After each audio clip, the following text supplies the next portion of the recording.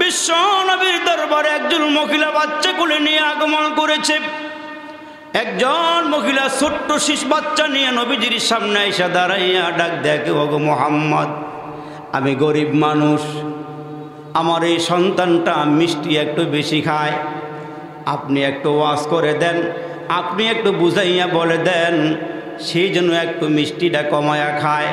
আমি গরিব মানুষ, তার এত মিষ্টি দিব কোথায় থেকে? আমার নবী ডাক দিয়ে মাগো চলে যাও, তুমি এক সপ্তাহ পরে আমার সঙ্গে দেখা করিও।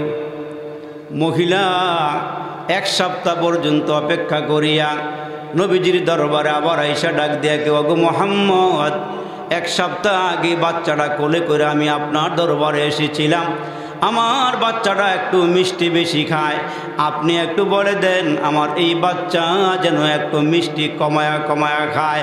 আমার নবী ডাক দিয়ে বলেন, মা এক সপ্তাহে পর আসছে, অসুবিধা নেই, দাঁড়াও।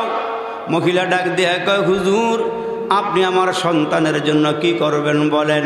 নবীজি বাচ্চার সামনে এসে ডাক দিয়া কয়, বাচ্চারে তোর মা গরিব মানুষ, এত মিষ্টি দিবে কোথায় থেকে? আমি তোরে বলে দিলাম তুই আর মিষ্টি খাবি না। মাথায় হাত দিয়া রসুল ডেকে ডেকে বলে, বাচ্চারে তুই একটু মিষ্টি কমায়া খাইস। ওই মহিলা দাঁড়াইয়া ডাক দিয়া বলেন, এই কথাটা তো এক সপ্তাহ আগে বললেই পারতেন। এই কথাটা যেহেতু আপনি বলবেন, এটা তো এক সপ্তাহ আগে বললেই পারতেন, আমার এক সপ্তাহ ঘুরে লাভ রইল কি? মহিলা মনে করছিল তো নবীজি মনে হয় কোনো তাবিজ টাবিজ দিব, পানি ভরা দিব, হয়তো সাত গাঙ্গের পানি দিয়া হয়তো বাচ্চারা ধুয়ে মুহে দিব, পরিষ্কার করে দিব। এক সপ্তাহ পরে নবীজি মাথায় হাত দিয়ে কে, বাচ্চারে তোর মা গরিব মানুষ, এত মিষ্টি দিব কোথায় থেকে? মিষ্টি একটু কমায়া খাইস। মহিলা রাগ করছে। আমার নবী ডাক দিয়া কই, মারিক রাগ করার দরকার নাই রে মা, আমি নবীজিও নিজে একটু মিষ্টি বেশি খাইতাম, আমি নিজে মিষ্টি বেশি খাইয়ে তোমার সন্তান রে ওয়াজ করলে ওয়াজে কাম হইব না, এই জন্য এক সপ্তাহ আমি মিষ্টি খাওয়া বন্ধ কইরা তোমার সন্তানকে বলেছি যেন সে একটু মিষ্টি কমায়া খায়। বাড়িতে চলে যাও গো মা, তোমার সন্তান মিষ্টি কমায়া খাবে। এই হইল আমার নবী, এই হইল আমার পয়গম্বর। নবীকে ভালোবাসতে হবে। আল্লাহ পাক রব্বুল আলামিন ডাক দিয়ে বলেন, হে আমার উম্মতেরা, তোমরা আমাকে ভালোবাসবা, আমার অনুসরণ করবা, আমার অনুকরণ করবা। আমি 40 বৎসরের ভিতরে মক্কা নগরীতে থাইকা কোনোদিন একটা মিথ্যা কথাও বলি নাই, কোনোদিন ওয়াদা খেলাপ করি নাই, আমানতের খেয়ানত করি নাই। নবুয়াতের আগেও আমি একটা মিথ্যা বলি নাই, নবুয়াত পাওয়ার পরও আমি জীবনে একটা কোনোদিন মিথ্যা বলি নাই। কেমন নবী ছিল রে? কাফেরদের সঙ্গে চলাফেরা করতে গিয়া, উঠবস করতে গিয়া জীবনে কোনোদিন একটা মিথ্যা কথা বলল না। নবুয়াতের আগেও বলে নাই, পরেও বলে নাই। এই জন্য মক্কার মানুষগুলো আমার নবীকে আল আমিন বলেছে, সাদিক বলেছে, বিশ্বস্ত বলেছে, সত্যবাদী বলেছে। কাফের বেদিনরা কোনো ঝামেলার মধ্যে পড়লে মুহাম্মদের দরবারে চলে আসত, ও এই ঝামেলাটা মিটাইবার জন্য একমাত্র মুহাম্মদের দ্বারাই সম্ভব। আমাকে দেওয়া হয়েছে সূরা আলে ইমরানের 31 নম্বর আয়াত, এই জন্য আমাকে ঘুরাই গাড়ায় এখানেই থাকতে হবে। নবীজিরে ভালোবাসতে হবে, নবীজির অনুসরণ করতে হবে, নবীজিকে ফলো করতে হবে, নবীর চরিত্রকে ফলো করতে হবে। কারণ আল্লাহ বলেন, লাকাদ কানা লাকুম ফি রাসূলিল্লাহি উসওয়াতুন হাসানা। হে ইমানদারেরা, হে আমার বন্ধুর উম্মতেরা, একটু ভালো করে খেয়াল করে শোনো। তার কারণ তোমাদের জন্য রয়েছে আমার নবীর মধ্যে, ভালো করে শোনেন, তোমাদের জন্য রয়েছে আমার বন্ধুর মধ্যে, আমার নবীর মধ্যে কি? অনুসরণ করার মতো, মানার মতো উত্তম আদর্শ। সুবহানাল্লাহ বলেন, আর একটু জোরে বলেন সুবহানাল্লাহ। আমার নবীর মধ্যে রয়েছে আমাদেরকে ফলো করার মতো, অনুকরণ করার মতো উত্তম আদর্শ। নবীজির এক একটা সাইড ঘুরাইতে গেলে, এক একটা দিক ঘুরাইতে গেলে লম্বা সময় লাগবে। আমার নবীর চরিত্র নিয়ে আলোচনা করতে গেলে, নবীকে আমি কেমনে মানব, নবীকে আমি কেমনে অনুসরণ করব, নবীকে মানলে লাভ হবে কি, নবীজিকে না মানলে লাভ হবে, ক্ষতি হবে কি, এগুলো এক একটা সাইড আছে। আমার নবীজির সবগুলো সাইড ঘুরাইতে গেলে আমার নবীকে নিয়ে কাফেররা, মক্কার কাফেররা পর্যন্ত বলেছে যে মুহাম্মদ সত্যবাদী, মুহাম্মদ বিশ্বস্ত, মুহাম্মদ এমন একজন নবী যেই নবী মক্কাতে আসার পরে মুহাম্মদ আমাদের সামনে উঠবস করেছে, 40 বছরের ভিতরে যে কোনো কাজে মুহাম্মদের দিকে হাত বাড়ায় দেখছি মুহাম্মদ যে কোনো কাজেই পাশ করে। সুবহানাল্লাহ বলে। আমার নবী আদর্শবান নবী, উত্তম চরিত্রলামান নবী। এজন্য মুসলমান ভাইরা মাঝে মাঝে কাফির বেদিনেরা আমার নবীর চরিত্র নিয়ে গালি দেয়, নবীজির চরিত্রের মধ্যে কলঙ্কের লেপন করতে চায়। আমরা উম্মত যারা আছি এখান থেকে আমরা প্রতিজ্ঞাবদ্ধ হব, আমার আব্বারে গালি দিলে আমার মেজাজ গরম হয়, মারে গালি দিলে মেজাজ গরম হয়, আমার নেতারে গালি দিলে মেজাজ গরম হয়, কিন্তু আমরা নবীর উম্মত, যেই নবীর মাধ্যমে দুনিয়ার সব কিছু আমরা পাইলাম, আর যেই নবী হাসরের কঠিন ময়দানে আপনারে আমারে সুপারিশ করে আল্লাহর জান্নাতে পৌঁছিয়ে দিবে, ওই নবীরে মাঝে মাঝে কাফির বেদিনেরা গালি দেয়, আমার শরীরের পশমটাও খাড়ায় না। আমরা উম্মত দাবি করি ঠিক, কিন্তু নবীরে গালিগুলুজ করলে আমার মেজাজ গরম হয় না। অথচ নবীরে ভালোবাসা হলো ঈমান, নবীরে মোহাব্বত করে হলো ঈমান। যেই নবী আপনাকে আমাকে সুপারিশ করে আল্লাহর জান্নাতে নিয়ে যাবে, যেই নবীর কারণে আসমান জমিনের সব কিছু আমরা ভোগ করতে পারতেছি, অথচ ওই নবীর জন্য আমার দিল কাঁদে না, আমার মন কাঁদে না। মাঝে মাঝেই কাফেররা আমার নবীকে নিয়ে কটূক্তি করে, উল্টাপাল্টা বলে। এই জন্য আমরা প্রতিজ্ঞাবদ্ধ হই, যদি সামনে আমার নবীকে নিয়ে কেউ কটূক্তি করে, কেউ গালিগুলোজ করে, তাহলে গায়ের তাজা রক্ত দিয়ে হইল আমার নবীর ইজ্জত রক্ষা করার জন্য আমরা কারা কারা তৈয়ার, দুহাত উঁচু করে আল্লাহর আমরা দেখাই দিই। আল্লাহ আমার সব ভাইদের হাতগুলো কবুল করে, জোরে বলেন আমিন। আর একটু জোরে আওয়াজ করে বলেন আমিন। আল্লাহ আমাদের এই ওয়াদাগুলো তুমি কবুল আর মঞ্জুর করে নাও। এজন্য মুসলমান ভাইরা রে আমার, আল্লাহ ডাক দিয়া কয় হাবিব আপনাকে আমি 2টা জিনিস দান করলাম। 1 নম্বরে 30 পারা কোরআন দিলাম, 2 নম্বরে আপনাকে একটা সুন্দর চরিত্র দিলাম, যেই চরিত্র দেইখা দেইখা কাফেররা পর্যন্ত কালিমা পরে মুসলমান হয়ে গেছি। এমনকি নবীর উম্মতের দল নবীজি রাস্তা দিয়ে হাইটা হাইটা যায়, নবীজির আমলে চতুর্দিকে ইহুদিরা বসবাস করে, আমার নবীরে পাইলেই মারতে চায়, আমার নবীরে পাইলেই গালিগুলুজ করে, রাস্তার মধ্যে কাটা পুতিয়া রাখে, সেজদার মধ্যে গেলে আমার নবীর দিকে থুতু নিক্ষেপ করে, এমনকি একাকিত্বে পাইলে ওটের নারী বুড়িগুলো পেঁচাইয়া আমার নবীকে দুনিয়ার থেকে বিদায় করতে চায়। ওই নবী এত কষ্ট পাওয়ার পরেও কাফেরদের সঙ্গে আমার নবীর আচরণটা কেমন দেখেন, আমার নবীর উঠা বসা কেমন। রসুল রাস্তা দিয়ে হাইটা হাইটা যায়, এমন সময় তাকায়া দেখে একজন ইহুদি সন্তান রাস্তার কিনারার মধ্যে বিরাট বড় একটা গাঁটটি নিয়ে দাঁড়ায় আছে। আমার নবী অপর দিক থেকে হাঁটিয়া হাঁটিয়া যাইতেছিল, হঠাৎ করে ওই বাচ্চাটা আমার নবীর নজরে পড়ে গেল। নজরে পড়ার পর নবীজি ডাক দিয়া বলে, বাবারে তুমি এখানে কি করো দাঁড়াইয়া দাঁড়াইয়া? তোমার সামনে বড় গাঁটটি দেখা যায়, এই গাঁটটি নিয়ে তুমি কি করবা বলো? ওই ছেলেটা ডাক দিয়া কয়, আপনার আমি চিনলাম না, আপনার পরিচয়টা আমি জানলাম না, আপনি কে গো? আমার সামনে দাঁড়াইছেন, আমার খোঁজ খবর নিলেন। নবী ডাক দিয়া বলেন, খোঁজ খবর নিলাম, তুমি একা একা দাঁড়াই আছো গাঁটটি একটান লইয়া, কই যাইবা বলো? গাঁটটি কোথায় থেকে আনছো, কই নিয়ে যাইবা বলো? এ মুসলমান ভাইরা রে, ওই মুহূর্তে ইহুদির বাচ্চা ডাক দিয়ে বলেন, গাঁটটিটা বেঁধেছি বাড়িতে নেওয়ার জন্যে, এই গাঁটটিটা বহন করে আমার দ্বারা নেওয়া সম্ভব না, আমি বাড়িতে খোঁজ খবর দিব এমন লোক আমার সামনে এখন নাই। আমার নবী, দয়ার নবী ডাক দিয়ে বলে, বাচ্চা রে, ওরে ছেলে, চিন্তার কোনো কারণ নাই, আমি নবীজি এসে পড়েছি। তুমি যদি গাঁটটিটা আলগি দিয়ে আমার মাথায় দিবার পারো, তুমি যেখানে বলবা আমি সেখানে গাঁটটিটা পৌঁছাইয়া দিব। তুমি যেখানে বলবা সেখানে তোমার গাঁটটি আমি তোমাকে পৌঁছাইয়া দিব। তো রহমতের নবী, দয়ার নবী, মায়ার নবী, আল্লাহু আকবার, ওই পেয়ারা নবী বলতেছে, বাবা রে, তোমার গাঁটটিটা আমার মাথায় উঠাইয়া দাও, তুমি যেখানে বলবা আমি সেখানে তোমারে পৌঁছাইয়া দিব। নবী কারে কয় একটু খেয়াল করে দেখেন, এমন নবী আল্লাহ দুনিয়াতে পাঠাইছে, আল্লাহু আকবার, যেই নবী আমাদের চিন্তা কইরা, আমাদের টেনশনে সারা রাত ঘুমায় না, ঠিক মতো খাওয়া দাওয়াও করে না। আম্মা জান আয়েশা বলেন, নবীজি পালাক্রমে যেদিনই আমার ঘরে আসতো, আমি তাকায়া দেখি আল্লাহ নবী, যত রাত্রি আমার ঘুম ভাঙ্গে আমি তাকায়া দেখি আমার নবী উপরের দিকে তাকায়া তাকায়া চোখের কোণার মধ্যে পানি, রসুল কাঁদে, আর কি জানি রসুল টেনশন করে, পেরেশানি করে। তো রহমতের নবী, বরকতের নবীকে একদিন আম্মা জান আয়েশা ডাক দিয়ে বলে, ওগো নবীজি, ওগো আল্লাহর রসুল, আমার তো বুঝে আসে না, আপনি যখনই পালাক্রমে আমার ঘরে আসেন, আমি যেদিন আপনাকে বন্টনে পাই ওই দিন যত রাতে আমার ঘুম ভাঙ্গে, ওগো নবীজি আমি তাকায় তাকায় দেখি আপনার চোখের কোণার মধ্যে পানি, আপনি কি পেরেশানি করেন, আপনি কি চিন্তা করেন। আমার নবী ডাক দিয়ে বলে, আয়েশা রে, জিবরাইল আমিন তো আমার কাছে আসা যাওয়া করে, তো আমাকে জিবরাইল একদিন বইলা গেছে যে আমার উম্মতেরা নাকি আল্লাহর জাহান্নামের আগুনে জ্বলবে। তো আমি আমার উম্মতকে এত ভালোবাসি, এত উম্মতকে এত বেশি মোহাব্বত করি, এই খবরটা শোনার পর থেকে আমি চাইতেছি আল্লাহর কাছে হাত বাড়াইয়া বাড়াইয়া চোখের পানি জমা দিয়া নিয়ে আমার সমস্ত উম্মতের গুনাহগুলো মাফ করে আমি কবরে যাইতে পারি। জোরে কোন সুবহানাল্লাহ। নবীজি আমাদের জন্য কেমন পেরেশান ছিলেন।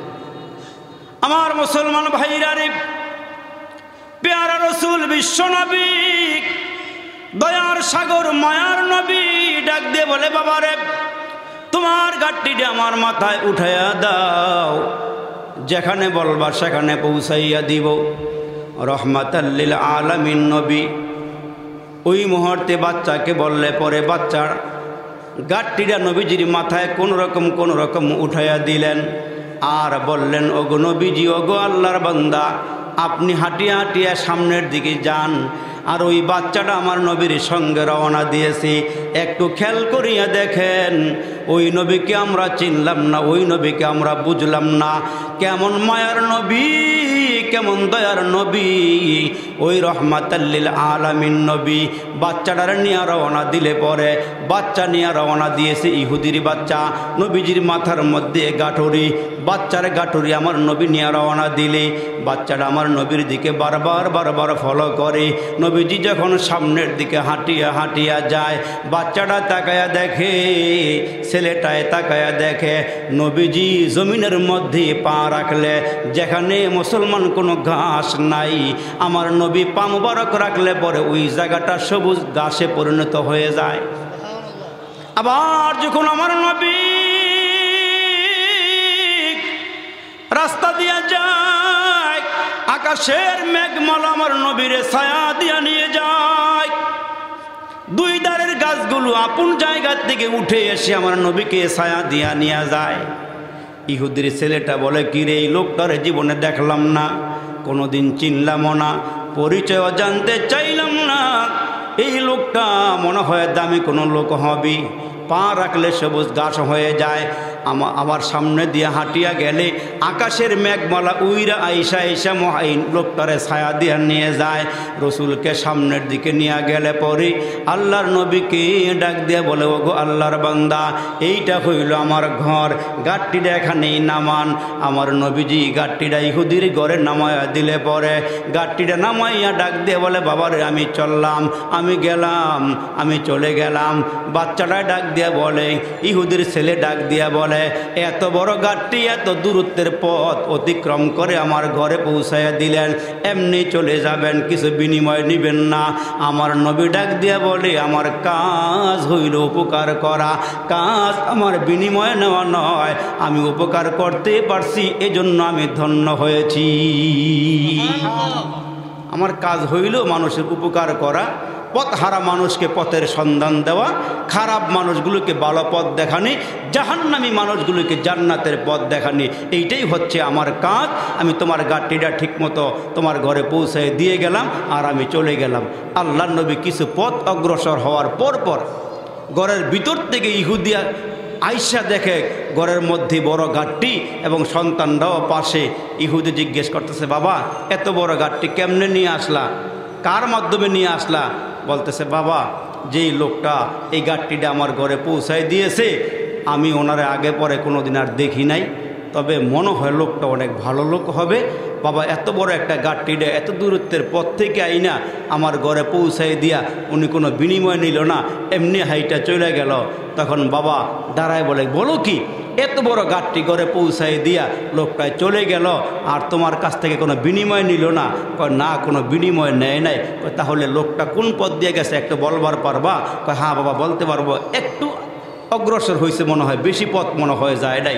তখন ইহুদি ছিল তাওরাত পড়ানে বলা, যেই তাওরাতের পৃষ্ঠায় পৃষ্ঠায় আমার নবীর নাম, সুবহানাল্লাহ জোরে বলে।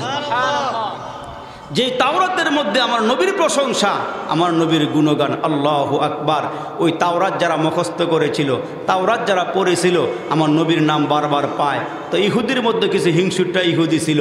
এক ইহুদি তাওরাত পড়তে গিয়ে দেখে এক জায়গার মধ্যে মুহাম্মদের নাম, আল্লাহর নামটা এমন সুন্দর নির্বাচন করছেন, যেমন ঈসা, দুই ঠোঁট মিলাইয়া বলতে হয় না, ঈসা, মূসা, ইব্রাহিম, ইসমাইল, ইউসুফ, ইয়াকুব, এগুলো বললে নামগুলো এমনি বলা যায়। কিন্তু আমার আল্লাহ ডাক দিয়ে বলেন, শেষ জামানার নবীর নামটা উম্মতেরা নিবে, একেবারে ঠোঁটের মধ্যে চুমা দিয়ে নিবে। কারণ দেখুন, আপনি রাস্তা দিয়ে হাইটে যাইতেছেন, দেখবেন ছোট একটা বাচ্চা দাঁড়ায় দাঁড়ায় কাঁদে। এই দৃশ্যটা দেখলে আপনার মায়া লাগে, একটু বাচ্চার প্রতি সমবেদনা জানাইতে মনে চায়। তখন এই বাচ্চাটা কার বাচ্চা আপনার জানা নাই, মোহাব্বতের কারণে বাচ্চাটারে টান দিয়া কোলে উঠাইয়া দুই গালে দুইটা চুমা দিয়া একটা চকলেট কিনা দিয়া মাথায় হাত বুলাইয়া দিয়ে বলেন, বাবা তুমি আর কাইন্দ না, অপরের বাচ্চা এতটুকুনে আপনি করছেন, বেশি করে ফলাইছেন মনে হয়। টান দিয়া কোলের মধ্যে লইয়া দুই গালে চুমা দিয়া একটা চকলেট কিনা দিয়া মাথায় হাত বুলাইয়া দিয়া ছেড়ে দিয়েছেন। কিন্তু আপনার বাচ্চা ঘরের মধ্যে গিয়া দেখেন সেও হাউমাউ করে কাঁদতেছে। তখন নিজের বাচ্চাটারে টান দিয়া কোলে উঠাইয়া বুকের সঙ্গে ভালো করে জড়াইয়া ধইরা দুই গালের মধ্যে চুমা দিছেন, কপালে চুমা দিছেন, চুমা দিয়া ছাইরা দেন নাই, একেবারে আদর করে জাতা দিয়ে চুমা দিয়ে গালের মধ্যে ধরে রাখছেন নিজের বাচ্চা হওয়ার কারণে। কেন? এটা নিজের বাচ্চা আর ওইটা অন্যের বাচ্চা। অন্যের বাচ্চার কারণে আপনি আলগা করে একটা চুমা দিছেন, আর নিজের বাচ্চার একেবারে দুইটা ঠোঁট ঢাবাইয়া চুমা দিছেন। তো আল্লাহ ডাক দিয়া কে, নবীর উম্মতেরা, ঈসার নাম নিছ, মূসার নাম নিছ, ইব্রাহিমের নাম নিছ, ইয়াকুবের নাম নিছ, ইউসুফের নাম নিছ, চুমা দেওয়া লাগে নাই, আলগা আলগা মনে হয়েছে। আর আমার নবীর নাম যখন নিবা তখন চুমা দিয়া মোহাব্বতটা নেবা, মুহাম্মদ। জোরে কইতেন না সুবহানাল্লাহ? দেখেন নামটার মধ্যে কি একটা মোহাব্বত, দেখেন মুহাম্মদ, আল্লাহু আকবার। তো তাওরাত সাল্লাল্লাহু আলাইহি ওয়াসাল্লাম। আচ্ছা, তাওরাতের মধ্যে থাকবে মূসা নবীর নাম, যেহেতু তাওরাত আল্লাহ মূসা নবীরে দিছে। তো এখন পড়তে গিয়ে দেখে মুহাম্মদের নাম। এই লোকটা রাগে অগ্নিশর্মা হইয়া মনে মনে সিদ্ধান্ত নিছে, মুহাম্মদের নাম যেই পৃষ্ঠার মধ্যে আছে এই নামটা এখানে রাখবো না। মুহাম্মদের নামের সঙ্গে ইহুদির দুশ্মনী, যেই জায়গার মধ্যে মুহাম্মদের নাম, ওই নামটা ওইখান থেকে কর্তন কইরা কাগজটা সিররা ফালাইয়া দিয়া তাওরাতটা বন্ধ কইরা ঘর থেকে বের হয়ে গেছে।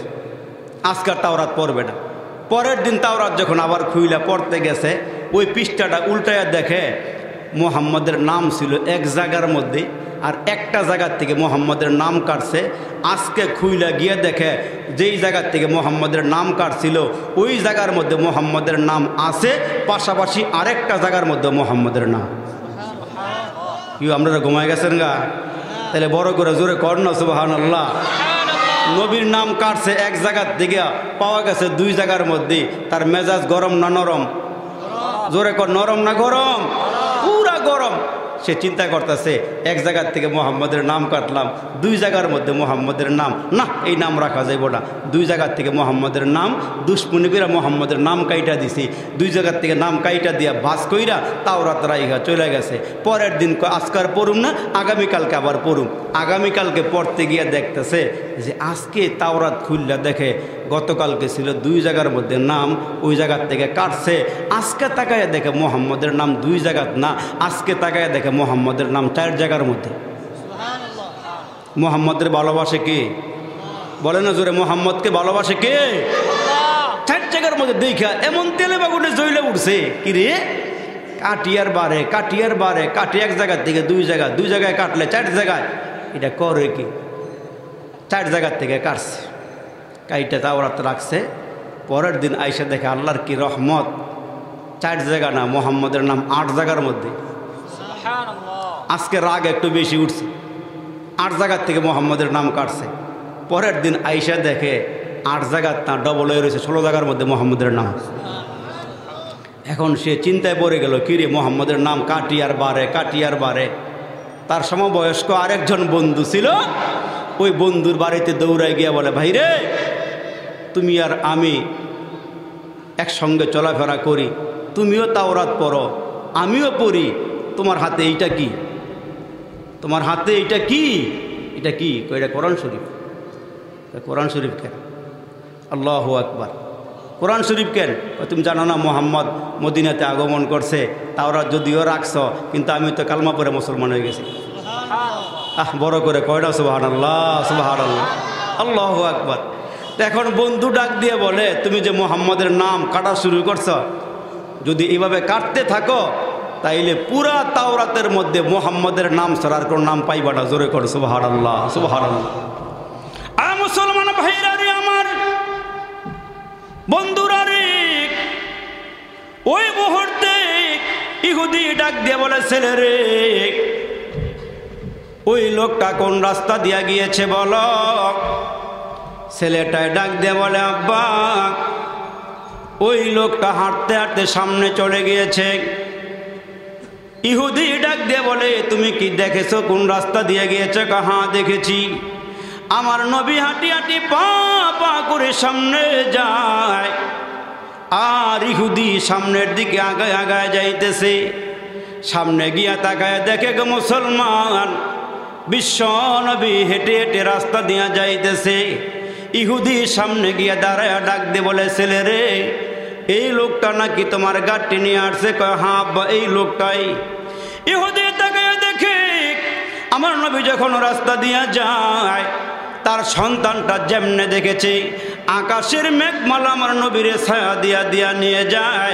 আমার নবীরে সম্মান করে, গাছে সম্মান করে, মাছে সম্মান করে, আসমানের মেঘমালা সম্মান করে, সূর্যও সম্মান করে, চন্দ্রেও সম্মান করে, জমিন পর্যন্ত সম্মান করে। এমনকি রাস্তার মধ্যে ছোট ছোট পাথর কণা, ওই পাথর কণাগুলো আমার নবীর কদমের নিচে পড়ে গেলে মোমের মতো নরম হয়ে যায়।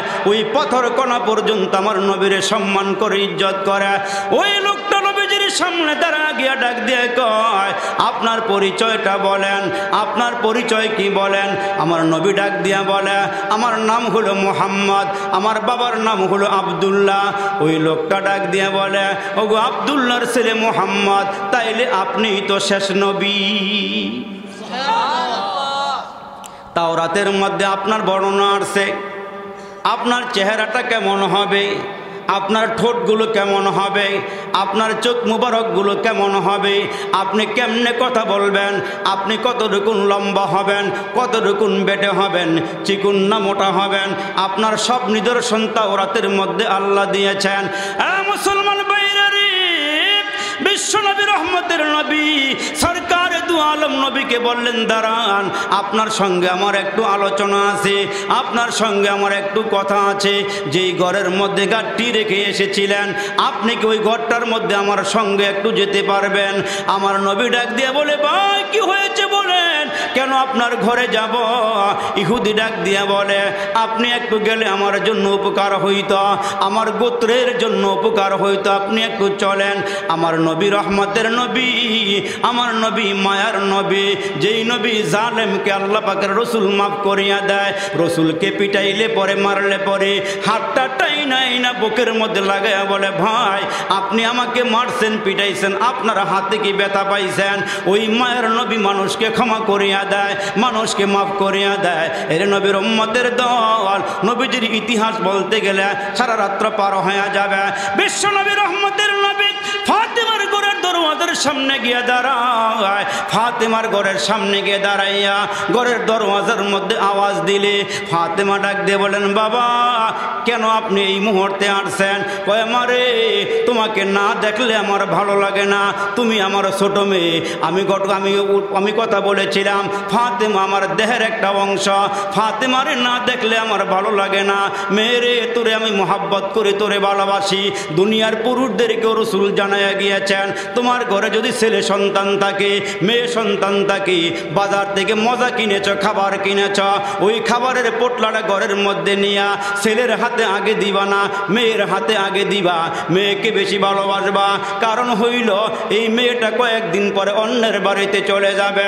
নবীজি ও ডাক দিয়ে বলেন, ফাতেমা রে, তোমার এত মোহাব্বত করি, এত ভালোবাসি, আমি জিহাদের ময়দানে যাওয়ার সময় সর্বশেষ দেখাটা তোমার সঙ্গেই করে যায়। আবার যখন জিহাদের ময়দান থেকে ফিরে আসি, সকলের আগে তোমার সঙ্গে আমি দেখা করি। নবীজির মুসলমান 4টা মেয়ে, এ মুসলমান, তার মধ্যে ফাতেমা হইল সবার ছোট। ফাতেমার দেখার জন্য বাবা ঘরের দরওয়াজার সামনে গিয়ে দাঁড়ায়া আওয়াজ দিলে পরে ফাতেমা ঘরের ভিতর থেকে ডাক দিয়ে বলেন, বাবা আপনি আমার ঘরে আসছেন, আমার সঙ্গে দেখা করবেন, তবে বাবা মেয়ে হিসাবে ইজ্জত আবরু রক্ষা কইরা ইজ্জত ডাইকে আপনার সামনে আসার মতো কাপড় আমার ঘরের মধ্যে নাই। আমার স্বামীর ঘরের মধ্যে তেমন সম্পদ নাই, আমার স্বামীর ঘরের মধ্যে তেমন কোনো খাবার নাই, তবে আমার ঘরটাকে বাবা স্বামীর ঘরে কিছু না থাকলে কি হবে, ঘরটা জান্নাতি পরিবেশ দিয়া ভরপুর আছে, স্বামী আর স্ত্রীর মধ্যে বড় মহাব্বত, বড় ভালোবাসা। এ মুসলমান ভাইরা রে আমার, ওই মুহূর্তে রাসূল ডাক দিয়ে বলেন, ফাতেমা রে দাঁড়াও, অসুবিধার কোনো কারণ নাই। নবীজির গায়ে ছিল একটা চাদর মোবারক, ওই চাদর মোবারকটা টান দিয়া খুলিয়া মুসলমান ভাইরা দরওয়াজার নিচ দিয়ে ভিতরে ঢুকায় দিয়ে বলেন, মারে এই নেও আমার চাদরটা গায়ে দাও। তারপরে দরওয়াজা খোলা, আমি ঘরের মধ্যে আসতেছি, কারণ নবী ডাক দিয়ে বলেন, এ ফাতেমা আমি দুনিয়ার শান শৌকতের জীবন চাই না, দুনিয়ার ইজ্জত আমি চাই না, দুনিয়ার ভালো খাবার আমি চাই না। এই জন্য রসুল সবসময় দোয়া করেছে, আল্লাহুম্মা আহইনি মিসকিনা ওয়া আমিতনি মিসকিনা ওয়া হাশুরনি ফি জুমরাতিল মাসাকিন।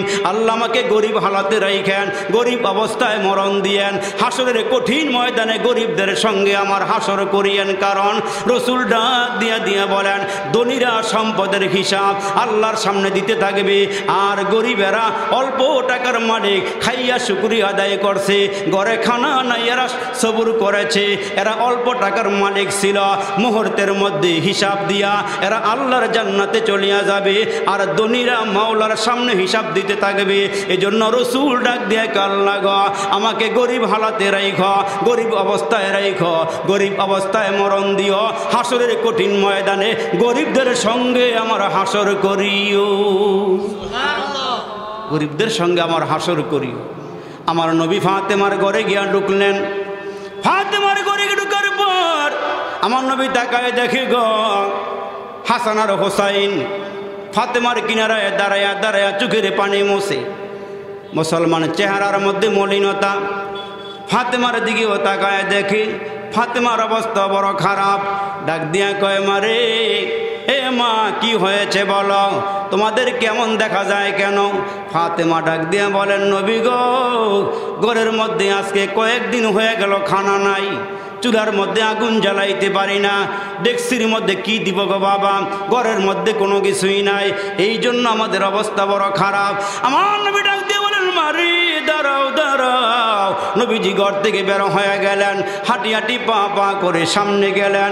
সামনে গিয়া দেখেন একটা ইহুদির খেজুরের বাগান, ইহুদি সামনে দাঁড়ায় আছে। আমার নবী ডাক দিয়া বলেন, চাচা আপনার বাগানে কাজ করার মতন কোনো লোক লাগবে নি বলেন। নবীজিরে দেইখা ইহুদি ডাক দিয়ে বলেন, কাজ করবো কে?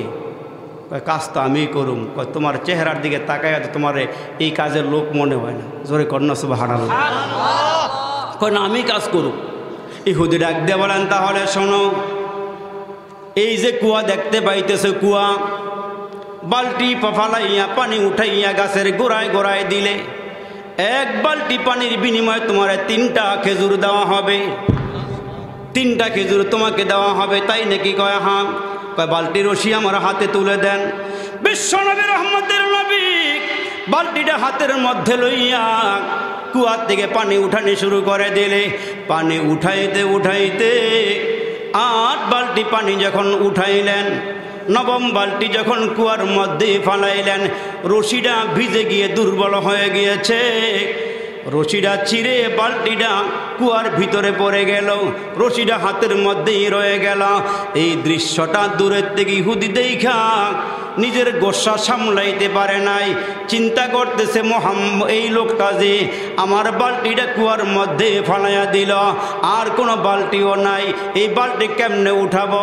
রাগ করিয়া গোসা করিয়া বিশ্ব নবীরে চিনে নাই, মায়ের নবীরে চিনে নাই, দয়ার নবীরে চিনে নাই, যার খাতিরে আল্লাহ আসমান বানাইলো, যার খাতিরে আল্লাহ জমিন বানাইলো, ওই নবীকে চিনতে পারে নাই। দূরের থেকে আইসা রাগ কইরা গোসা কইরা আমার নবীর গালের মধ্যে এমন এক চর মেরে দিছে, এমন এক থাপ্পড় লাগাইছে, জোরে কন্যা নাউজুবিল্লাহ। না, নবীজির গায়ে যখন গালে থাপ্পড় দিছে। আহারে মায়ার নবী উম্মতকে কি শিখাইয়া গেছে। নবীজি বলছেন তোমরা আমারে ফলো করো, আমার অনুসরণ করো, আমার অনুকরণ করো, তাইলে তোমরা আল্লাহ পেয়ে যাইবে। জোরে কোন সুবহানাল্লাহ। এখন যখন থাপ্পড় একটা মাইরা দিছে, ওই মুহূর্তে আমার নবী রাগ করে নাই। রাগ না করে বলে, চাচা আমাকে মারছেন, আপনার হাতে কি ব্যথা পাইছেন? হাতটা টাইনা বকের কাছে আইনা বলে আমারে মাফ করে দেন। আপনার বালতি দরকার, ঠিক আছে আমি বালতিটা উঠে দিয়ে যাব। আমি যে আপনার বাগানে কাজ করেছি ওই বিনিময়টা আমারে দেন। নবীজি 3 আটা 24টা খেজুর হাতে নিয়ে ওই বালতিটা যে কুয়ার মধ্যে পড়ছে, এই কুয়ার কিনারায় গিয়া, এটা সাধারণ হাত না, এটা নবুয়াতের হাত। সুবহানাল্লাহ, জোরে বলেন। এটা নবুয়াতের হাত। কুয়াটার কিনারার মধ্যে গিয়ে আমার নবীজি হাত মুবারক বাড়াইয়া দিলেন। আমার আল্লাহকে ডেকে বলে, মালিক রে, এই হাত তো আমার হাত নয়, মালিক রে এটা তোমার হাত, তোমার কুদরতি হাত, আল্লাহ নবুয়তওয়ালা হাত আমি বাড়াইয়া দিলাম। ইহুদি দূরের থেকে তাকায়া দেখে আমার নবী কুয়ার মধ্যে হাত ঢুকাইয়া দিছে। হাতের নিচের দিকে লম্বা হইতেছে, হাতের নিচের দিকে লম্বা হইতেছে, লম্বা হইতে হইতে বালতিটা যেখানে আমার নবীর হাত চলে গেছে সেখানে নবীজি বালতিটা উঠাইয়া দিয়া রসুল চলে গেলেন ফাতেমার ঘরে। আর এদিক দিয়ে ইহুদি চিন্তা করতেছে, কিরে কারে থাপ্পড় দিলাম, এই লোক দিয়ে কুয়ার মধ্যে হাত ঢুকাইয়া দিয়া বালতি উঠাই দিয়ে গেল। এখন তার ভিতরে একটু অনুভূতি আসছে, আমি কারে মারলাম। হাত টান দিয়া বুকের কাছে নিয়ে আমার মাফ করে দেন, আমারে ক্ষমা করে দেন। আবার বালতি উঠাই দিয়া গেল, এটা কেমন লোক রে।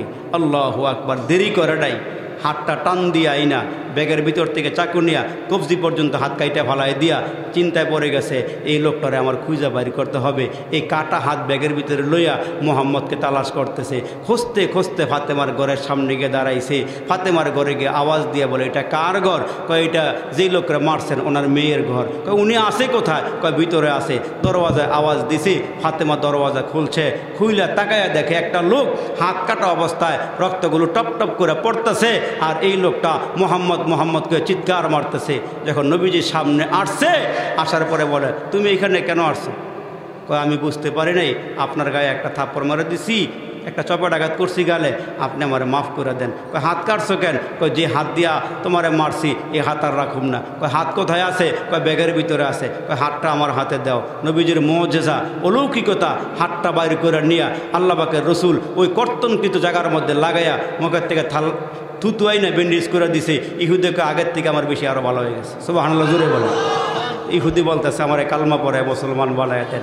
আল্লাহ বলতেছেন তোমরা অনুসরণ করলে ওই নবীরে করো, ফলো করলে ওই নবীরে করো। ওই যে বলছিলাম যে গাট্টিওয়ালা নবীরে তালাশ করতেছে, নবীরে খুঁজতেছে, খুঁজা পাইয়া গেছে।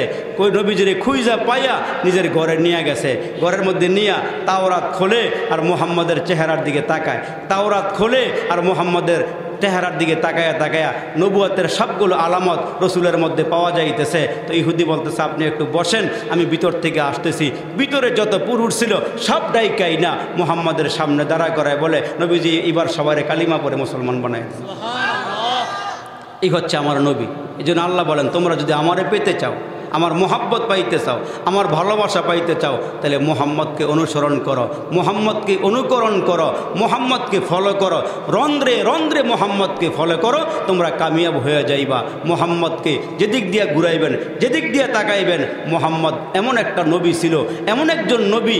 আল্লাহু আকবার। চাঁদের গায়ে দাগ থাকলো, মোহাম্মদের গায়ে কোনো দাগ ছিল না। এমন একজন নবীকে আল্লাহ ডাক দেয়, নবী আপনাকে দুনিয়ার সমস্ত মাখলুকাতের জন্য রহমত বানাইয়া দুনিয়াতে পাঠাইছি, আর আপনাকে এমন একটা চরিত্র দিছি যে চরিত্রকে ফলো করলে আপনার উম্মত কামিয়াব হয়ে যাবে, এদের জীবন সফল হয়ে যাবে, এরা বরবাদ হবে না যদি আপনারে ফলো করে, আপনাকে অনুসরণ করে। রসুল আকরাম সাল্লাল্লাহু আলাইহি ওয়াসাল্লামকে অনুসরণ করলে লাভ হবে কি? কয় আমারই ভালোবাসা হবে, আর আমারে যারা ভালোবাসবে আমি এদের জিন্দেগির সমস্ত গুনাহখাতা মাফ করে দিব। নবীজি বলতেছেন আমি এদের জীবনের সব গুনাহখাতা মাফ করে দিব।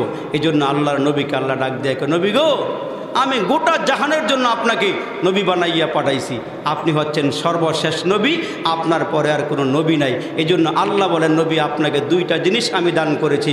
এক নম্বরে 30 পারা কোরআন দিয়েছি, এই কোরআনের মধ্যে কোনো ভুলভ্রান্তি নাই, এই কোরআনকে যারা ফলো করবে এরা কামিয়াব হয়ে যাবে।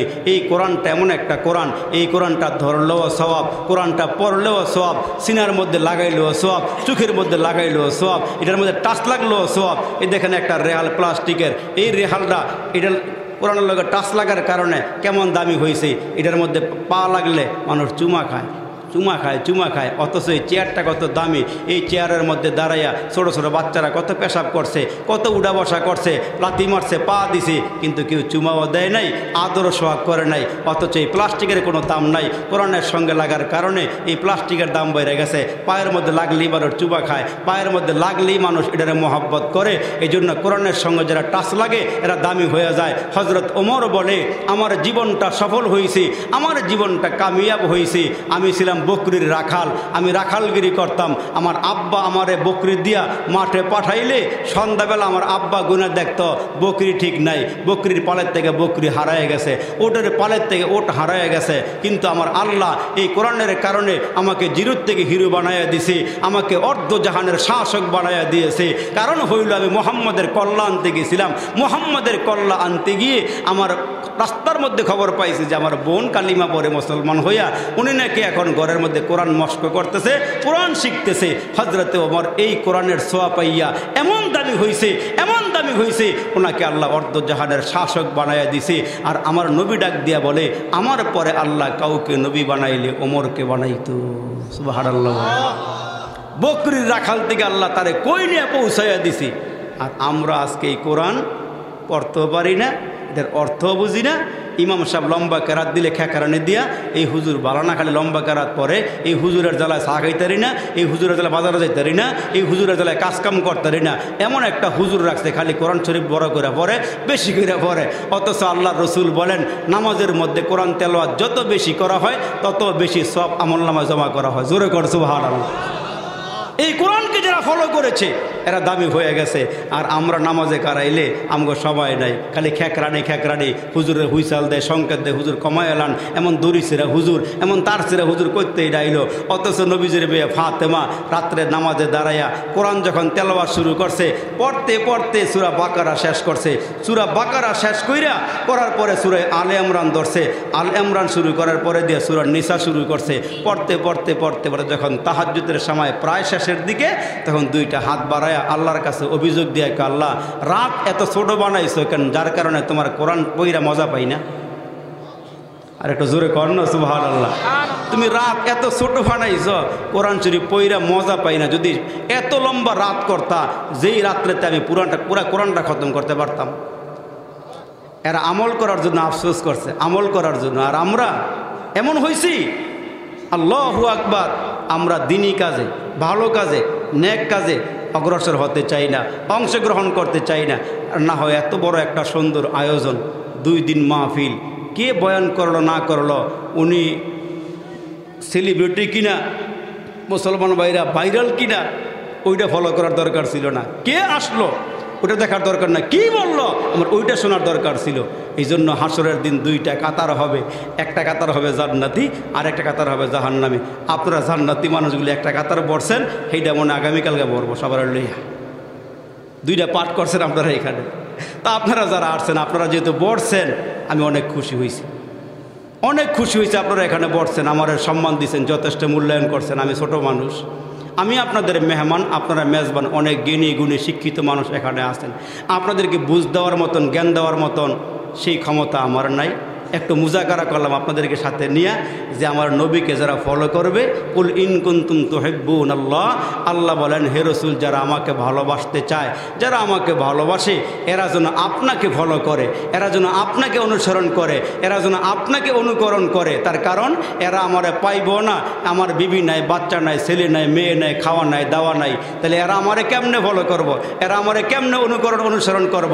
অথচ আমার নবী বিয়েও করেছেন, বাচ্চাও আছে, সংসারও চালাইছেন, দেশও চালাইছেন, ইমামতিও করছেন, মেরাজও গেছেন, মদিনাতেও গেছেন, মক্কাতেও গেছেন। আমার নবী এভরিথিং কাজ করেছে। এই জন্য আল্লাহ ডাক দিয়ে আমার নবীকে যারা ফলো করবে এরা আমারে ভালোবাসবে। জোরে করে সুবহানাল্লাহ।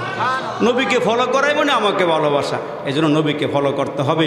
সাহাবীরা নবীর কেমন ফলো করে? আমার নবী রাতের বেলা তাহাজ্জুদে দাঁড়ায়। আবু বকর সিদ্দিক দেখে আমার নবী কেমনে তাহাজ্জুদ পড়ে, হযরত ওমর দেখে আমার নবী কেমনে তাহাজ্জুদ পড়ে, ওসমান গনি দেখে নবীজি কেমনে তাহাজ্জুদ নামাজ পড়ে। এগুলো দেখা এরা এগুলো সব শিখে দিয়েছে, এরা সব শিক্ষা ফলাইছে, এরা শিক্ষা নামাজও দাঁড়াইছে। আমার নবী মাঝে মাঝে টেস্ট করে দেখে এরা আসলে আমাকে ফলো করে কিনা, আমাকে অনুসরণ করে কিনা। তো নবীজি তাহাজ্জুদ নামাজ শেষ করে একদিন বের হয়ে ওমরের বাড়িতে গেছে, গিয়ে দেখে ওমর আবু বকর সিদ্দিকের বাড়িতে গিয়ে দেখে আবু বকর নামাজে খাড়াইছে, কোরআন শরীফ পড়ে আস্তে আস্তে কোরআন তেলাওয়াত করে। এই দৃশ্যটা দেখে নবীজির কাছে খুব ভালো লাগলো। একটু সামনে আগাইয়া গিয়া হযরত ওমরের বাড়িতে গিয়ে দেখে ওমর যে কোরআন শরীফ পড়তেছে, চেতা মেজাজের মানুষ, গরম মেজাজের মানুষ, কেমন গরম ওমর কেমন গরম ছিল। আল্লাহু আকবার। আসলে উনি হকের পক্ষেই গরম ছিল, মিথ্যার পক্ষে না, হকের পক্ষেই গরম ছিল। নবীজির সঙ্গে হাইটা যায় রাস্তা দিয়া, হাঁটতে হাঁটতে আমার নবী সামনে গিয়ে দেখে একজন সাপুরিয়া বাক্সের ভিতরে সাপ লইয়া রাস্তা দিয়া যাইতেছে। আমার নবী জিজ্ঞেস করে, এই তোমার এই বাক্সের ভিতরে কি? বাক্সের ভিতরে কি? সাপুরিয়া বলতেছে, আমার বাক্সের ভিতরে সাপ। হযরত ওমর কিন্তু নবীজির সঙ্গে বলতেছে, ভাই একটু দেখাও না কইলা সাপটা কেমন। তো ওই মুহূর্তে সাপুরিয়া তো আমার নবীর আর চিনে না, বলতেছে সাপ বাইর করলে, সাপ ঢাকনা সরাইলে সাপ বেরো হয়ে যাবে। আমার নবী অনেক অনুনয় বিনয় করার পরেও সে সাপ দেখাইতে চায় না। হযরত ওমর পিছন দিক দিয়া চোখ গরম করে যখন ইহুদের দিকে একটা নজর দিছে, যখন দিছে আল্লাহ পাকের রসুল তাকায়া দেখে তার লুঙ্গি বিজ্জা পানি নিচের দিকে পড়তেছে। জোরে কন্যা আল্লাহু আকবার। নবীজি কয়, কিরে কারবারটা হইল কি? লুঙ্গি ভিজলো কেন? আমার নবী পিছনে ছায়া দেখে ওমর এর দিকে একটা চাউনি দিছে। নবীজি বারবার বলতেছে, তুই ডাক্তারটা খুইলে আমার সাপটা দেখা। নবীরে দেখায় না কেন? মেজাজ গরম হয়ে গেছে। পিছন দিক থেকে চাউনি দিছে আর ইহুদি বড় বড় পেশাব করে দিছে। আমার নবী ডাক দিয়ে বলে, দেখাও না একটু। কয়, দেখা আমার শর্ত আছে। ওমরের একটু চোখটা অন্যদিকে ঘুরাইতে পারে। সুবহানাল্লাহ সুবহানাল্লাহ। চোখটা একটু ঘুরাইবার কর। তো নবীজি পিছন দিক দিয়ে ফিরে কয়, ওমর তুমি একটু ঘুরো। হযরত ওমর ঘুরছে, দাঁড়ায় রয়েছে ওমর। এবার খোলো। ওমর খাড়ায় থাকলে আমার ভয় লাগে, একটু বসতে কর। আল্লাহু আকবার। কিতাবের মধ্যে আসছে হযরত ওমরকে রসুল বসাইয়া যখন ঢাকনা সরাইছে, সাপ মাথা বাইর করে দিয়া মানুষের মতো কথা কয়, এই সাপুরিয়া তুমি কি ওনাকে চিনো না? কয়, না চিনি না। কয়, উনি হচ্ছে হুয়া মুহাম্মদুর রাসূলুল্লাহ সাল্লাল্লাহু আলাইহি ওয়াসাল্লাম। উনি আল্লাহর রসুল, উনি আল্লাহর পয়গম্বর। সাপুরিয়া কয়, দুধ কলা খাওয়ায় আমি সাপেরে, আমারে চিনে না, মোহাম্মদরে চিনে, সে আল্লাহর রসুল। কয়, হ্যাঁ। সাপুরিয়া সামনে দাঁড়ায় কয়, আর দেরি করেন না, সাপ যেহেতু আপনারা চিন্না ফেলাইছে, আমারও চিনা দরকার, আমার কালমা পরে মুসলমান বানায়। আল্লাহু আকবার। সেই ওমর কোরআন তেলাওয়াত করতেছে জোরে জোরে। এই দৃশ্যগুলো দেখে আমার নবীর খুব ভালো লাগলো। আমি আর বেশি লম্বা করুম না, 2-1 মিনিটের ভিতরে দোয়া করে দেবো। তো এখন আল্লাহর নবী, রহমতের নবী, সরকারে দু আলম নবী, মায়ার নবী মসজিদে গেলেন, ফজরের নামাজ পড়াইলেন, সালাম ফিরাইয়া আবু বকরকে কাছাকাছি ডাকলেন, ওমরকেও ডাকলেন। ডাকার পরে আল্লাহ নবী ডাক দিয়া বলেন, আবু বকর তাহাজ্জুদ নামাজের মধ্যে এত আস্তে আস্তে কোরআন শরীফ পড়লা কেন? আবু বকর ডাক দিয়া কয়, আল্লাহর নবী গো, ওগো আল্লাহর নবী, ওগো আল্লাহর পয়গম্বর, নামাজের মধ্যে আমি আস্তে আস্তে কোরআন তেলাওয়াত এই জন্য করেছি, আমার মালিক এমন একজন মালিক, উনি আস্তে কোরআন তেলাওয়াত করলেও শোনে। আল্লাহ তো আসতে বললো শোনে, এই জন্য আমি আস্তে করে তেলাওয়াত করছি। আমার নবী কয়, বেশি আস্তেও না বেশি জোরেও না, মধ্যম আওয়াজে নামাজের মধ্যে কোরআন তেলাওয়াত করব। ওমরকে ডাক দিয়ে বলে, ওমর তুমি নামাজের মধ্যে বেশি জোরে জোরে কোরআন পড়লা কেন? হযরত ওমর ডাক দিয়ে, আল্লাহর নবী গো, 2 কারণে আমি নামাজের মধ্যে জোরে জোরে কোরআন তেলাওয়াত করেছি। কয়, 2 কারণ কি কি বলো? ওমর ডাক দিয়ে, আল্লাহর নবী গো, আমি যত জোরে কোরআন তেলাওয়াত করি তত দূরে শয়তান ভাগিয়া যায়। 1 নম্বর কারণ, আর 2 নম্বর কারণ আমার নিয়ত ভালো ছিল গো নবীজি। আমি চাইছিলাম জোরে জোরে কোরআন তেলাওয়াত করলে যেন আমার আওয়াজ শুই না আশপাশের মানুষের ঘুম ভাঙ্গা যায়, এরাও আমার মতো নামাজের মধ্যে দাঁড়ায় দাঁড়ায় কোরআন তেলাওয়াত করে। আমার নবী ডাক দিয়ে বলে, ওমর তোমার দিল ভালো মন ভালো, তবে নামাজের মধ্যে মধ্যম আওয়াজে কোরআন তেলাওয়াত কইরো। সাহাবায়ে কেরাম নবীজিরে ফলো করে, নবীর অনুকরণ করে এরা আল্লাহর দরবারে দামি হয়ে গেছে, এরা আল্লাহর দরবারে পছন্দনীয় হয়ে গেছে। এরে নবীর উম্মতের দল, আমার নবীরে ফলো করতে হবে, নবীরে অনুকরণ করতে হবে। 1500 বছর আগে পরে আইসা আমরাও যদি ওই বিশ্ব নবীরে ফলো করি, নবীজিকে আমরা মানি, নবীজির চরিত্র আমরা ধইরা রাখি, আল্লাহ ডাক দিয়ে নবী গো আপনার মধ্যে রয়েছে আপনার উম্মতের জন্য গ্রহণ করার মতন উত্তম চরিত্র, আমরা যেন উত্তম চরিত্রটা গ্রহণ করতে পারে। এ মুসলমান বন্ধু, নবীকে ভালোবাসতে হবে, নবীকে মোহাব্বত করতে হবে, নিজের জানের যেমন নবীরে ভালোবাসতে হবে বেশি। কারণ রসুল ডাক দিয়ে বলেন, লা ইউমিনু আহাদুকুম হাত্তা আকুনা আহাব্বা ইলাইহি মিন ওয়ালিদিহি ওয়া ওয়ালাদিহি ওয়ান নাসি আজমাইন। রসুল ডাক দিয়ে কে উম্মতের আরে নিজের জানের চেয়ে আমারে বেশি ভালোবাসবা, বিবির চেয়ে আমারে বেশি ভালোবাসবা, আব্বা আম্মার থেকে আমারে বেশি ভালোবাসবা, সন্তানদের থেকে আমারে বেশি ভালোবাসবা। সাহাবায়ে কেরাম নবীরে কেমন ভালোবাসছি একটু নমুনা শুনিয়া যান, ওই রকম করে আমাদেরকেও ভালোবাসতে হবে। রসুলে আরবি যখন মক্কা শরীফ থেকে হিজরত করে মদিনা শরীফে গেলেন, মদিনায় যাওয়ার পর রহমতের নবী মদিনার মধ্যে যাওয়ার পরে দিয়া এ মুসলমান বাইরারি লোকেরা দলে দলে আসতেছে, মুহাম্মদ নবীর কোরআন তেলাওয়াত শুনতেছি, নবীজির চেহারা মুবারকের দিকে তাকাইতেছি। আহারে মায়ের নবীর চেহারা এত সুন্দর, আল্লাহ পাক রব্বে কারীম মুহাম্মদ নবীর চেহারাটা এত সুন্দর বানাইছেন, যে দেখে সেই পাগল হয়ে যায়। আহারে এত সুন্দর চেহারা, আবার কি জানি তেলাওয়াত করে, দিল মন কাইরা লইয়া যায়। নবীজির কোরআন তেলাওয়াতের মধ্যে এত স্বাদ এত মজা আল্লাহ দিয়েছেন, কাফেররা পর্যন্ত রাতের বেলা মুহাম্মদ নবীর কোরআন তেলাওয়াত না শুনলে ঘুম আসে না। আমার নবীর কণ্ঠের মধ্যে আল্লাহ কত মজা ঢুকায় দিয়েছেন। মুহাম্মদ নবী একদিন মসজিদে বসা, এমন সময় ছোট্ট একটা কিশোর ছেলে, নাম হলো তলহা বিন বরা, বয়স হলো 11 থেকে 13 বছর। ওই কিশোরটা আমার নবীজির দরবারে আসছে, তার বাড়ি হইল কোবা এলাকায়। মুসলমান বন্ধুরা রে, ওই কোবা এলাকায় তার বাড়ি, বয়স হলো 11 থেকে 13।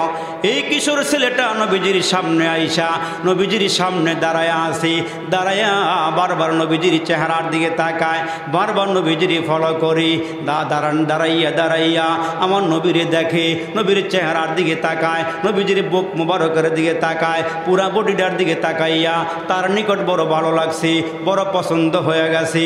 ওই মুহূর্তে আমার নবী ডাক দিয়ে বলেন, এই মিয়া তুমি কি চাইতেছ? আমি চাইতেছি আমি মদিনা এলাকার মধ্যে বসবাস করি, কুবা এলাকার মধ্যে বসবাস করি, কত মানুষের সঙ্গে আমার দেখা হয়েছে। ওগো মুহাম্মদ নবী, আপনার মতো এত সুন্দর চেহারা আমি ছোট্ট মানুষের নজরে কোনোদিন পড়ে নাই, এই জন্য আপনার চেহারার দিকে আমি বারবার তাকাই। নবীজি ডাক দিয়া বলেন, তুমি কি কালিমা পড়বানি? কালিমা পড়ার জন্যই তো আসছি, আমি আপনার কাছেই থাকতে চাই, আপনার কাছেই আমি থাকবো, আপনার সেবা করব। কয় না, তোমার আব্বা আম্মা আসেনি? কয় হ্যাঁ আছে। কয় কালিমা পরে চলে যাও, বাড়িতে চলে যাও, আব্বা আম্মার সেবা করো, আব্বা আম্মার চেহারার দিকে তাকাও, মায়ার নজরে তাকাইবা, দয়ার নজরে তাকাইবা, আব্বা আম্মার খেদমত করবা, আব্বা আম্মার চেহারার দিকে নজর দিবা, আব্বা আম্মা যা বলে তাদের কথাগুলো মানবা। আমি নবী ঘোষণা দিয়া দিলাম, ঘরের মধ্যে যাইয়া আব্বা আম্মার চেহারার দিকে তাকাইলে আমার আল্লাহ প্রত্যেকবার তাকানিতে একটা কবুলি হজর সওয়াব আমল নামায় জমা করে দিবে। তালহা কালিমা পরে মুসলমান হয়ে বাড়িতে চলে গেল।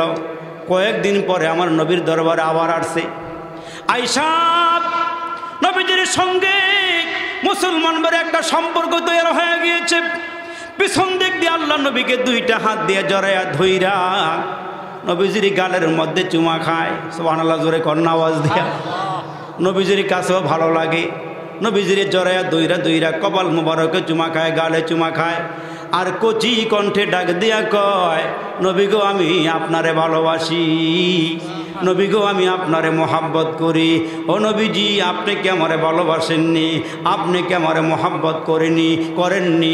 নবীজির দিলটা নরম হয়ে গেছে, নবীজির চোখ মুবারকে পানি বের হইয়া ডাক দিয়া কয় তলহা রে, তুই যেমন আমারে ভালোবাসস আমি পয়গম্বর তোরে ভালোবাসি।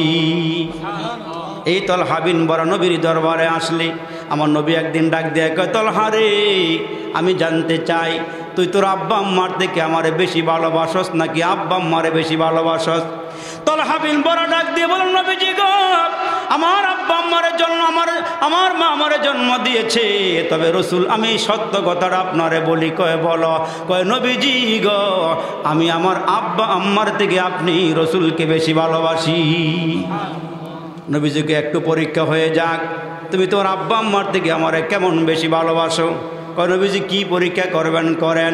আমার নবী খাপের ভিতর থেকে তরবারিটা বের করে তলহা বিন বরার হাতের মধ্যে দিয়া কয় তলহা রে, তুই যদি আমারে তোর আব্বা আম্মার থেকে বেশি ভালোবাসস তাহলে একটা কাজ কর, এই তরবারিটা হাতের মধ্যে নিয়ে বাড়িতে যা, তোর আব্বা আম্মার কল্লাটা কাইটা মাথাটা কাইটা দেহ থেকে মাথাটা আলাদা করে আব্বার মাথাটা মায়ের মাথাটা আমার দরবারে নিয়ে আসবি, তাইলে বুঝবো আব্বা আম্মার থেকে আমি নবীরে তুই বেশি ভালোবাসস। ওই মুহূর্তে তলহা বিন বরা নবীজির তরবারি হাতে নিয়ে একটা দৌড় মারছে। কিছু পথ যাওয়ার পরে দিয়া আমার নবী ডাক দিয়া কয় তলহা রে, আর যাওয়া লাগবে না, আর যাওয়া লাগবে না, বুঝ হয়ে গেছে তুই আমারে আব্বা আম্মার থেকে বেশি ভালোবাসস, আয় তাড়াতাড়ি করে আমার বুকে আয়, আমার বুঝু হয়ে গেছে তুই আমারে তোর আব্বা আম্মার থেকে বেশি ভালোবাসস। ওই তলহা বাড়িতে চলে গেল। অনেক দিন হয়ে গেল কিশোর সাহাবাটা নবীজির সঙ্গে দেখা করে না, নবীজির দরবারেও আসে না, কারণ হইল ওই বাচ্চাটা অসুস্থ হয়ে গেছে, কিশোর ছেলেটা অসুস্থ হইয়া বিছানার মধ্যে পড়ে গেছে, আর আসতে পারে না, নবীজির দরবারে আসতে পারে না, হাঁটতে পারে না, চলতে পারে না, এই জন্য আসতেও পারে না। আমার নবী একদিন ডাক দিয়ে বলে সাহাবীরা রে, ওই যে কোবা এলাকার যুবকটা কিশোরটা আমার সঙ্গে দেখা করে, আমারে ভালোবাসে, আমিও তারে ভালোবাসি, সে কেন আসে না? খবর নেও না। সাহাবায়ে কেরাম খবর নিয়া জানতে পারলো ওই কিশোর ছেলেটা অসুস্থ হয়ে বিছানায় পড়ে গেল। আমার নবী ডাক দিয়ে বলেন সে কি দাঁড়াইতে পারে না, উঠতে পারে না? সাহাবারা ডাক দিয়া কোনো বিঘ না, সে দাঁড়াইতে পারে না, উঠতে পারে না। আমার নবী একদিন চলে গেল ওই তলহার বাড়িতে, দরওয়াজার মধ্যে গিয়ে আওয়াজ দিল, তলহা উঠতে চায়, দাঁড়াইতে চায়, দাঁড়াইতে পারে না, নবীর সঙ্গে মুসাফা করতে চায়, হাত বাড়াইতে পারে না, এমন অসুস্থ হয়ে গেছি। আমার নবী কাছে গিয়া বসে, আমার নবীজি তাকায়া দেখে তলহার চোখের কোণার মধ্যে মোহাব্বতের পানি ঝরতেছে, দুইটা চোখ দিয়ে ঘুরে ঘুরে পানিগুলো পড়িক। আমার নবী ডাক দিয়া বলেন তলহা তোমার কি হয়েছে? কয় নবীজি আমার মনে হয় আমি আর বাঁচব না। ওগো নবীজি আপনি আমারে ক্ষমা করে দিয়েন, আপনি আমারে মাফ করিয়া দিয়েন, তবে নবীজি আপনার আমি ভালোবাসি, আপনি আমারে ভালোবাসেন। আমার নবী তার অবস্থা দেখা তার আব্বাকে ডাক দিয়ে বলেন এ তলহার বাবা তুমি একটু নীরবে নির্জনে আসো, তোমার সঙ্গে আমার কিছু কথা আছে।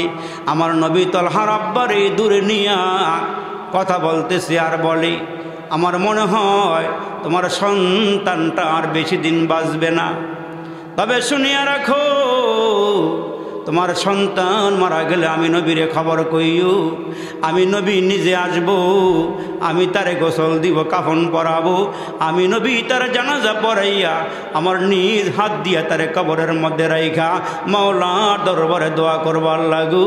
আমি তলহার ওপরে রাজি, তুমিও রাজি হয়ে যাও। এই ঘোষণা দিয়ে আমার নবী বিদায় হয়ে চলে আসলেন।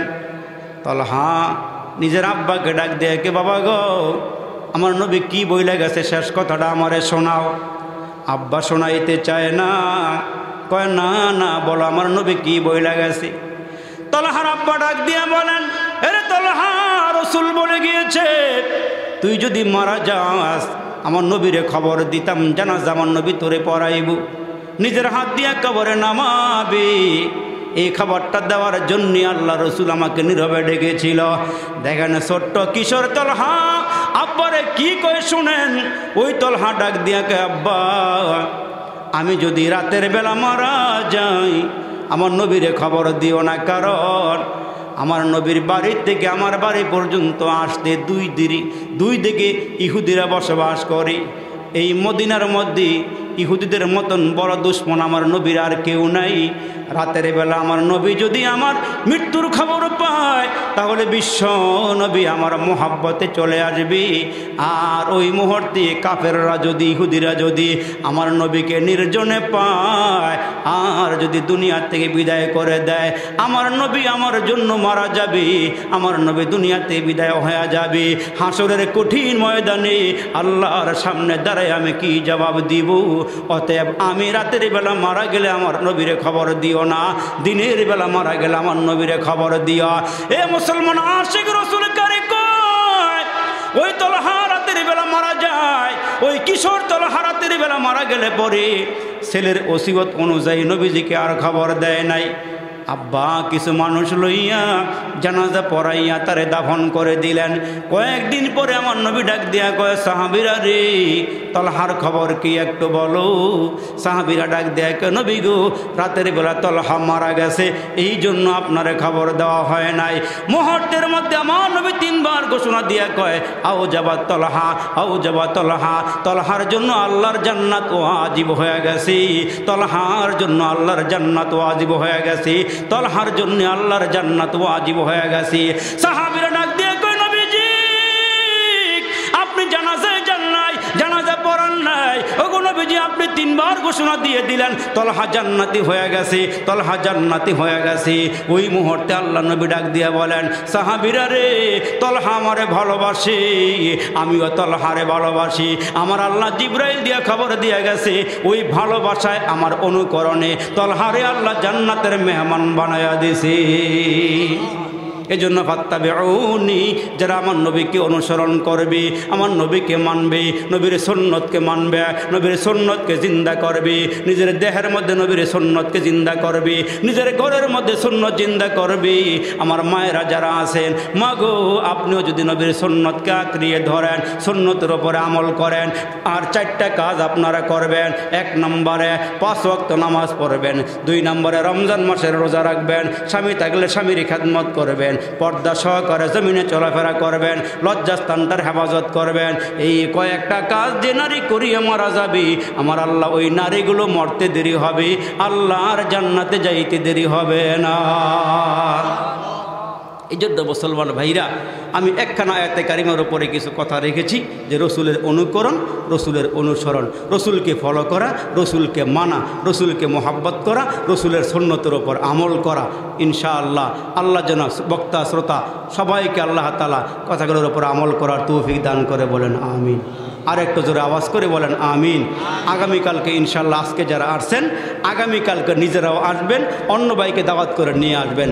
অনেক বড় একজন ওয়াইজ আপনাদের সামনে আগামীকালকে আসবে। গত বছর নাকি মাগরিবের পরে ওয়াজ করে চলে গেছিল, এই বছর মাগরিবের পরে না। হসিরি রব্বানা ফাগফির লানা যুনুবানা ওয়া কাফির আন্না সাইয়্যাতিনা ওয়া তাওয়াফানা মাআল আবরার। يا أول الأولين يا آخر الآخرين يا ذا القوة المتين يا أرحم الراحمين يا أرحم الراحمين يا أرحم الراحمين اللهم إنا نجعلك في نحورهم ونعوذ بك من شرورهم فليناديو রে মালিক ফেলিয়ানাদিও গুনাহ যত করেছি আমরা ক্ষমা তুমি করিও। মাফ করে দাও রে মালিক, মাফ করে দাও, গুনাহ যত করেছি আমরা ক্ষমা তুমি দাও। বেগুনা পাঠাইছো রে মালিক, গুনাহ নিয়া যাব কবরে হাসরে তোমায় কেমনে মুখ দেখাবো। বান্দা সে বন্দিগি নাই, শেষ করেছি জিন্দগি, বান্দা সে বন্দিগি নাই, শেষ করেছি জিন্দিগি। আখেরাতের বিচার দিনে এ পাপীদের উপায় কি? জ্বালায় আমরা রে আল্লাহ, জ্বালায় আমরা রে আল্লাহ দোজখের আগুনে। এমন কঠিন আগুন সহিব কেমনি। ভাই বন্ধু সবাই মিলি কবরের সময় বুকের উপরে দিবে মাটি, দরজাগুলো বন্ধ করে দিবি রে মালিক জনমের লাগি। ইয়া আল্লাহ তাকায় দেখো রে মালিক, তোমার কতগুলো আশিকির জাকিরিন পাগল প্রেমিক বান্দা বান্দিরা রে মালিক, এই কুয়াশার পানির মধ্যে তোমার বান্দাগুলো কেমনে বসিয়া রইছে রে মালিক। ইয়া আল্লাহ জানি না কার জন্যে জানি আজকের মুনাজাতরা জীবনের শেষ মুনাজাত হয়ে যায়, জানা নাই রে মালিক। বাজারে কোন দোকানের মধ্যে জানি আমাদের কাফনের কাপড় রেডি হয়ে গেছি, আল্লাহ কবে জানি বাঁশবাগানের বাঁশগুলো আমাদের সামনে এসে হাজির হয়ে যায়। এরে মালিক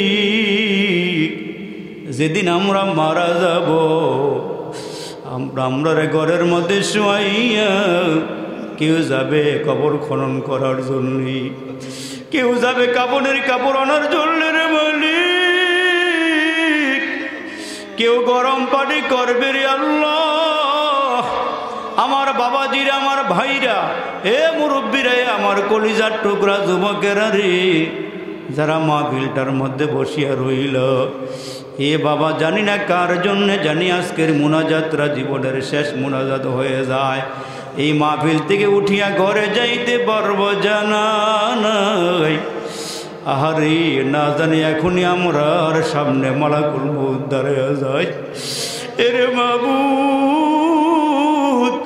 বাবাজিরা কেমনে বসিয়া রইল রে আল্লাহ, যুবকেরা মাহফিলটা সারিয়া যায় নাই। আল্লাহ মায়ার নজরে তাকাও, দয়ার নজরে তাকাও। ইয়া আল্লাহ যত গুনাহ করছি অপরাধীর বেশে হাতগুলো বাড়াইয়া ধরছি, আল্লাহ গো জীবনের সব গুনাহগুলো মাফ করিয়া দাও। এরে মালিক আমার মুরব্বী বাবারা, আমার কলিজার টুকরা যুবকেরা যারা হাত বাড়াইছে, জানি না কার জানি মা নাই, কার জানি বাবা নাই। এরে আমার মুসলমান বাবাজি, কে জানে নিজের হাত দিয়ে নিজের বাবারে কসলে কসলে গোসল দিছ, কে জানি কাফনের কাপড় পরাইছ, নিজের হাত দিয়ে আব্বারে খাটিয়ার মধ্যে শোয়াইছ। ওই কথাগুলো কি একটু মনে পড়ে না রে বাবা? আরে তাকায় দেখো এই মাহফিলটার মধ্যে নিজের বাবার চেহারার মতো কোনো মানুষ নাই, প্যান্ডেলের বাহিরেও নাই, ভিতরেও নাই, নিজের বাবার মতো কোনো মানুষ দেখলাম না। আল্লাহ গো কে জানি বাবা হারাইছি। এ বাবা তোমার জন্য তোমার আব্বা কতই না কষ্ট করেছে। আহারে সারাদিন ঘরে আসলাম না, আব্বা রাগ করছে, মা রাগ করছি। আহারে রাতের বেলা আব্বা খাইয়া ঘুমায়া গেল, আর আমরা পিছনের দরওয়াজে আইসা বিড়ালের নখের মতো আসর দিছিলাম। আব্বাই ডাক দিয়া কয় বিড়ালটায় মনে হয় পিছন দিকে নখ দিয়ে আসরায়। মা ডাক দিয়া কয় আপনি ঘুমান। মা জানে পিছনে বিড়াল আসে নাই, সন্তানটা আইসা আসর মারতেছি। মা আব্বারে ঘুম পড়ে, মা ডাক দিয়া দেখে বিড়াল বেশি আওয়াজ করবি না। মা দরওয়াজা খুইলা পিছনে গিয়া দেখে সন্তানটা দাঁড়ায় আছি। মা ডাক দিয়া কয় সন্তান রে, তোর আব্বার রাগ কমে নাই, বেশি আওয়াজ দিস না, তোর আব্বাই কিন্তু তোরে পিটাবি। আরে ওই মা জননী কার জানি নাই, কে জানি মারে কবরে নামাইছ, কে জানি বাবারে কবরে নামাইছ। এ খানবাড়ি মুসলমানের এ আমার বাবা, আব্বা আম্মা কবর থেকে ডাক দিয়ে দিয়ে কই ছেলেরে তুই এত পছন্দ কেমন হইলি?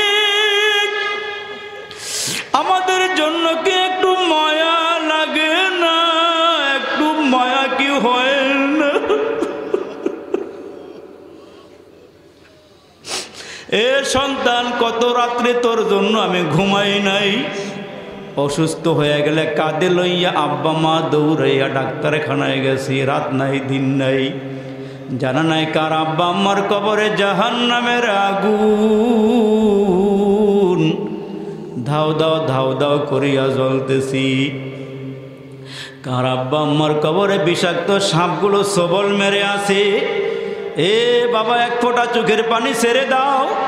এ মা, এ আমার বোন, দেখো না দিলটা নরম করে আব্বা আম্মার জন্য এক ফোঁটা চোখের পানি ফেলাইতে পারোনি। তোমার এই চোখের পানি বৃথা যাবে না রে বন্ধু। মাওলা কুদরতি হাত বাড়ায়া বাড়ায়া তোমার চোখের পানিগুলো নিয়া যখন আব্বা আম্মার কবরে দিবি, আব্বা আম্মা ডাক দিয়া দিয়া বলবে, আল্লাহ কিসের পানি দিয়ে আগুন নিবাইল? জমজমের পানি নাকি আবে হায়াতের পানি, নাকি হাউজে কাউসারের পানি দিয়া কবরের আগুন নিবাইয়া দিল? আমার মালিক বলবে, না না না, এগুলো হাউজে কাউসারের পানি না, আবে হায়াতের পানি না, এগুলো তোমার সন্তানের চোখের পানি। আমি মাওলা কুদরতি হাত বাড়াইয়া নিয়ে কবরে ডালছি, আল্লাহ পাক কবরের আগুন নিভাইয়া দিবে রে বন্ধু। এ আমার মুসলমান ভাই, মাওলার দরবারে একটু হাত বাড়াইয়া বাড়াইয়া চোখের পানিগুলো সাইরা দাও। আল্লাহ আব্বার বংশের মানুষগুলোকে মাফ করে দাও, মায়ের বংশের মানুষগুলোকে আল্লাহ তুমি মাফ করিয়া দাও। আমার বাবাজিরা যারা বসা, যুবকরা যারা বসা, আল্লাহ সবাইরে মাফ করিয়া দাও। ইয়া আল্লাহ, এই মাহফিলটা তুমি কবুল করিয়া নাও। এই মাহফিলের জন্য যারা টাকা দিয়া পয়সা দিয়া জানে মালে সহযোগিতার হাত বাড়াইছি, আল্লাহ সকলের দানগুলো তুমি কবুল করিয়া নাও। আমার বাবাজিরা যারা বসে রইছে, আল্লাহ বাবাদেরকে আবু বকর সিদ্দিকের মতো বানায়া দাও, যুবকদেরকে হজরতে খালেদ বিন ওলিদের মতো বানায়া দাও। আল্লাহ যারা যারা দোয়া চাইছে সকলের হক দোয়া কবুল করিয়া নাও। ইয়া আল্লাহ, যেই জায়গাতে মাহফিলের আয়োজন, এই জায়গাওয়ালা ভাই অসুস্থ, দোয়া চাইছে, আল্লাহ সুস্থ করিয়া দাও। আল্লাহ সভাপতির আব্বা মৃত, দোয়া চাইছে, মাফ করিয়া দাও। ইয়া আল্লাহ, মনির ভাইয়ের পরিবার থেকে যারা কবরে, আওলা শেখের বাড়ির থেকে আল্লাহ পরিবার থেকে যারা কবরে, এইখানে যারা হাজিরা দিছে আল্লাহ এদের বংশধর থেকে যারা কবরে, ইয়া আল্লাহ আয়োজক যুবকদের বংশধর থেকে যারা কবরে, এলাকাবাসীর ময় মুরব্বী থেকে শুরু করে যারা কবরে, আল্লাহ সবাইকে মাফ করিয়া দাও। আল্লাহ তুমি কবরগুলো জান্নাতের বাগান বাড়াইয়া দাও। পিছনের মাহফিলগুলো কবুল করে নাও। আগামীকালকে মাহফিল হবে, আল্লাহ বক্তা শ্রোতা সবাইকে তুমি কবুল করিয়া নিও। ইয়া আল্লাহ, আমাদের এই বসাগুলো জান্নাতে যাওয়ার উসিলা বানায়া দিও। রব্বির হামহুমা কামা রব্বায়ানি সগীরা, রব্বির হামহুমা কামা রব্বায়ানি সগীরা। সুবহান রাব্বিকা রব্বিল ইজ্জাতি আম্মা ইয়াসিফুন ওয়া সালামুন আলাল মুরসালিন। আমিন।